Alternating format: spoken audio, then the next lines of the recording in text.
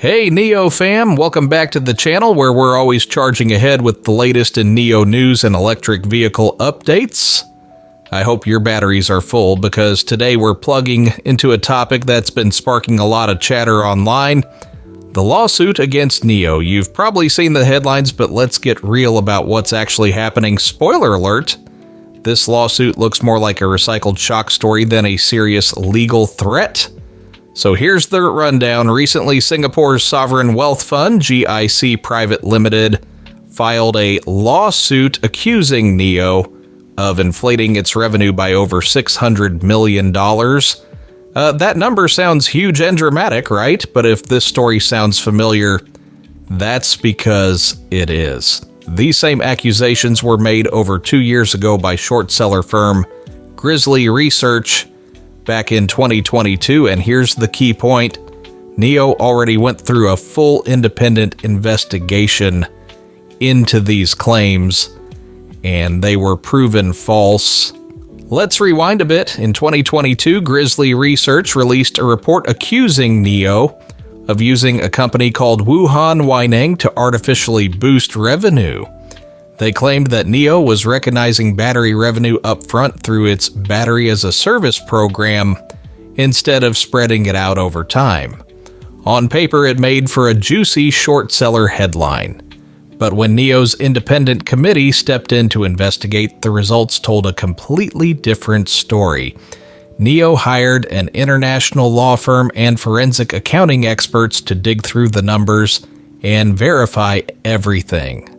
The committee reviewed the company's accounting practices, its relationship with Weineng, and how revenue was being recognized.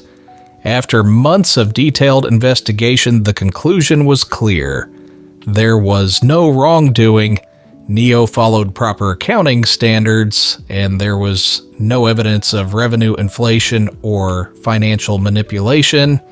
So why is this coming up again? That's the million-dollar, or should I say $600 million question. GIC's lawsuit basically reuses the same claims that were already investigated and dismissed years ago. It's like bringing up an old rumor that's already been proven false just to make headlines. And that's exactly what's happening here. Even NIO's CEO, William Lee, has been outspoken about this, calling the lawsuit baseless and misleading. He made it clear that NIO stands by its financial transparency and that all of these claims have already been addressed and put to rest. The company isn't taking this lightly, but they also aren't worried because the facts are on their side. At the end of the day, this case looks more like an attempt to stir up fear and volatility rather than uncover any genuine wrongdoing.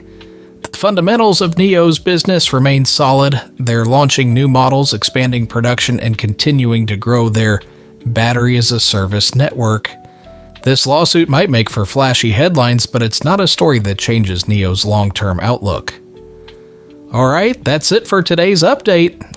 If you found this video helpful, make sure to hit that like button, subscribe, and turn on notifications so you don't miss the next deep dive into NIO news. Drop a comment below and let me know what you think. Do you believe this lawsuit will amount to anything, or is it just more noise in the EV market? Until next time, keep your batteries charged, your wheels turning, and as always, keep it NIO.